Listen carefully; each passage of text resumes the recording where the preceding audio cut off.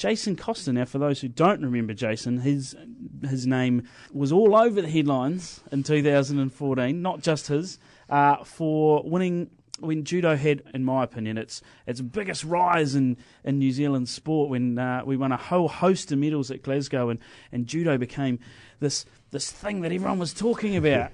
Jason, welcome to #Red and Black, and tell us first of all, how was that? Yeah, well, thanks for having me. Yeah, it was really nice because judo's a sport that has flown under the radar, for a lot of years, and you've always got friends or family or co-workers that know, oh yeah, he's that guy that does judo. But, as I said at the time, to give people sort of a glimmer of something of what we do and to be able to enjoy and celebrate that success, that was really cool. And, it was nice because it was on such a big stage, and for us to get 5 medals there, it was pretty special. And I guess for you as well, I know, having spoken to you in the past, you weren't doing this stuff for that public pat on the back and to be on the the back page of the paper or on the news and things like that. But to have all that as a nice reward, and I guess a good way of putting judo out there for as many people, for them to say, hey, look, these people are putting in as much effort as a rugby player or a cricket player or a netballer, and look at what they've done, and getting that public recognition for the whole sport, I guess. Yeah, definitely. And also, for the people because judo is an amateur sport, we do have to fundraise, and mum and dad sometimes are, the biggest fundraisers. So to give them something, that they can be proud of and that they can have people asking them about, that was pretty cool. One of my favourite, my genuinely favourite moment, I was lucky enough to be in Glasgow, one of my favourite moments of the whole games was seeing you, now wife, yes, Moira, yep. And your wee boy Sam with a gold medal and a silver medal. He was like happiest little kid I've seen in a long, long time.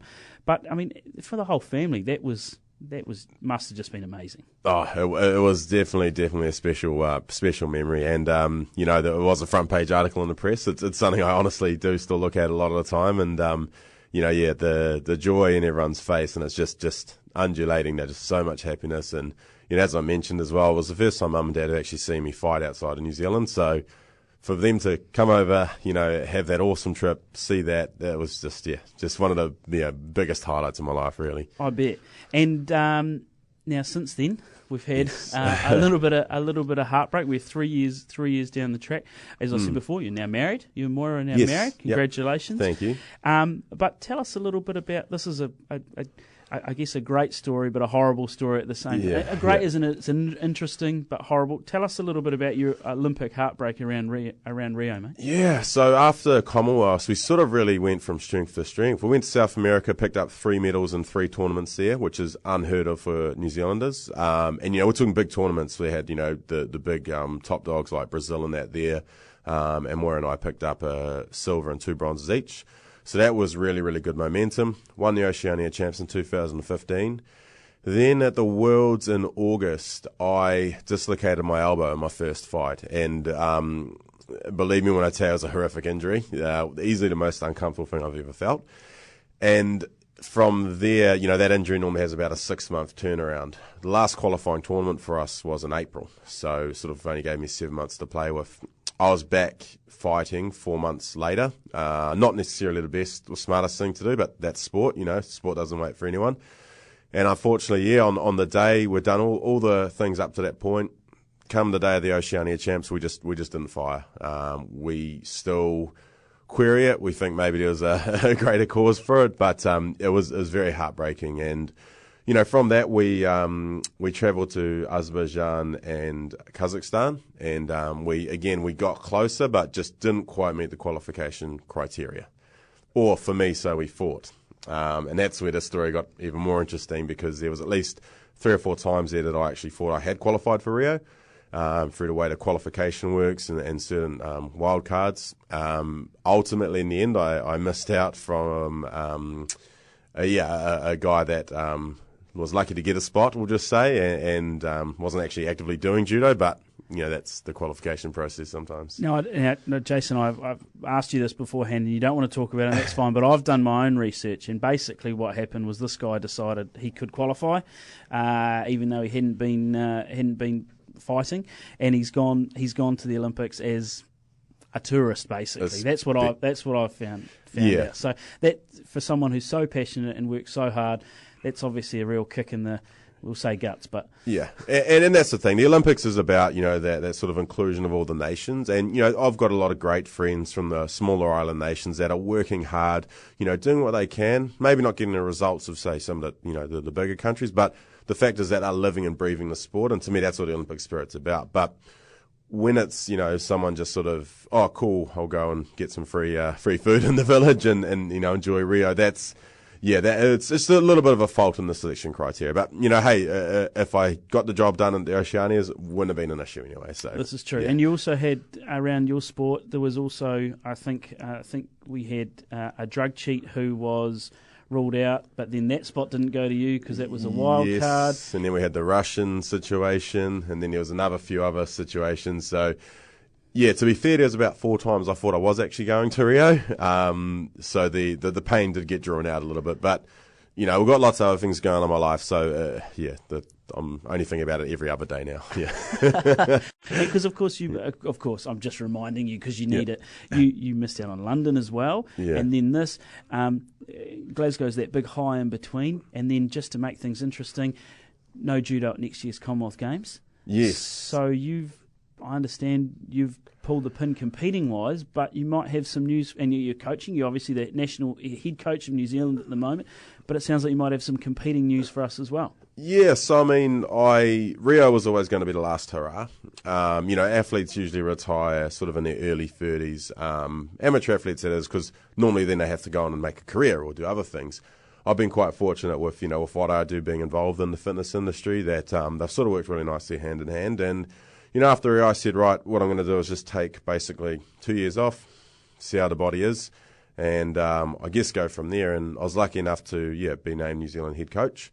So I'm helping sort of the next generation as it is at the moment. But each day I wake up and the body's feeling a lot better. The fire's very much still there, and I'd hate to cut it short. So maybe this time next year we might be having a different discussion. with a genuine aim at heading to Tokyo. Obviously the Com Games are back in after the Gold Coast. Sorry, yeah. but Tokyo's the big goal for you. Yeah, I think the agreement I've made with myself is that I will take it tournament by tournament. I'll literally start going into Canterbury Champs, something like that. See if the enjoyment's there as well is a big thing, because you don't want to be, judo's a very unforgiving sport, and I've learned that a lot over the last sort of, 16 years. But, if I'm enjoying it and I'm having fun and I'm also bringing my next, lot of guys up, I don't see why I should call it quits just yet. Still got a lot of fire in the belly. Yeah. Fair enough. Good to hear. And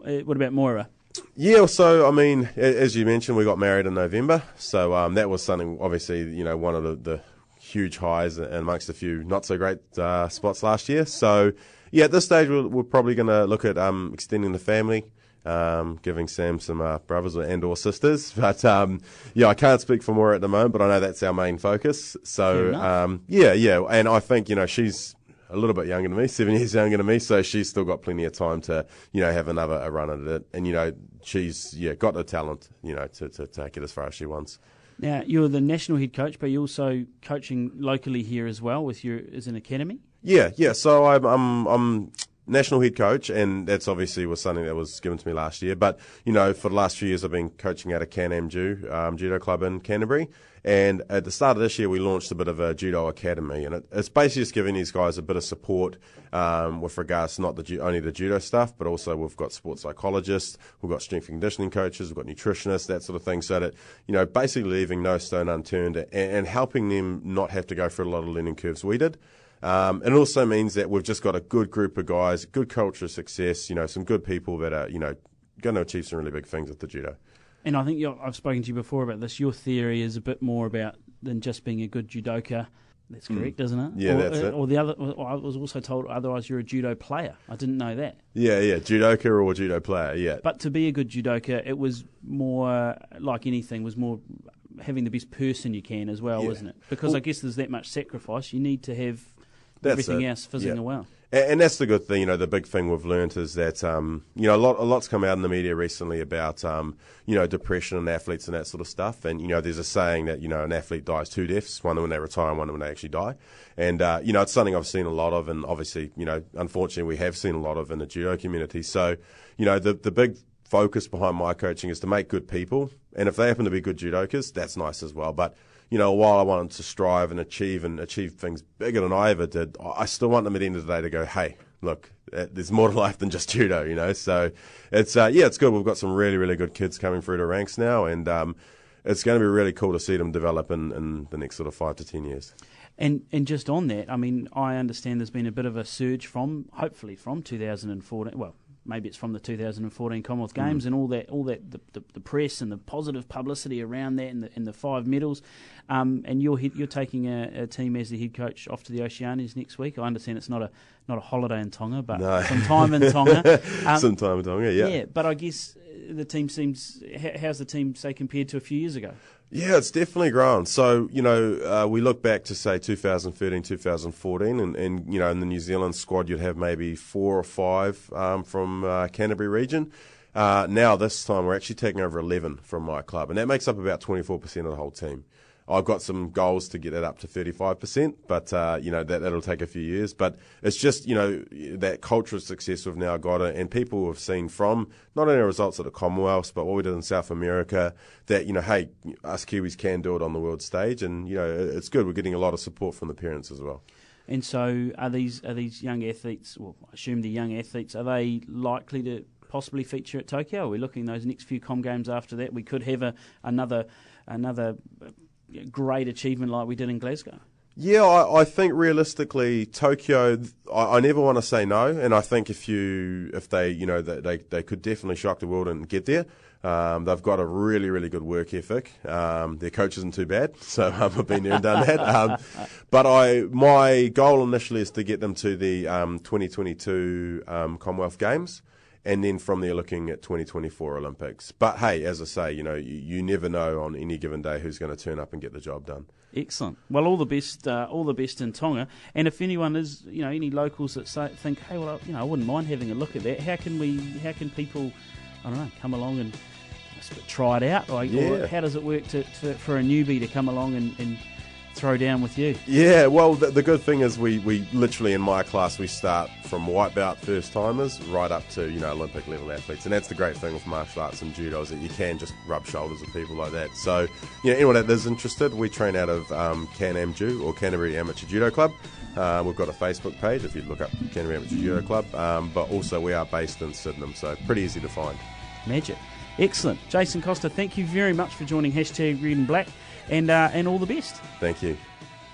It's 5-2, #Red and Black. And remember, you can get a hold of us via text on 5009, put a space, then CH, then your message. If you want to talk to us about the tactics, or Kieran Foran, or Maddie and Lucy playing netball against each other, whatever you like, text us in, and we will we'll get to those after the break.